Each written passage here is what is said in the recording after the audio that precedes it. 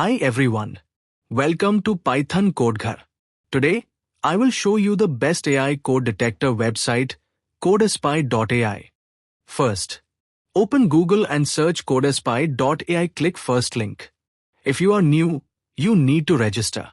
Since I already have an account, I will log in directly. Here is the codespy.ai dashboard. On the left, you can see your reports and projects. On the right, there is a new AI scan button. Here, you can also see details about your project, including how much of it is AI generated and other useful information. This makes it easy to manage your code and detect AI usage efficiently. To start scanning, first select the programming language. Codespy.ai supports C#, Java, Python, JavaScript, and PHP. Now, I am testing a live demo. I opened ChatGPT and write a Java code. I copied it and pasted it into codespy.ai. Now, let's analyze the code.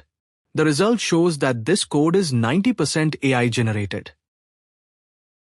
I have uploaded another code. This code is correct. I am checking it with the AI detector. I uploaded this program. It shows only 2% AI in my code.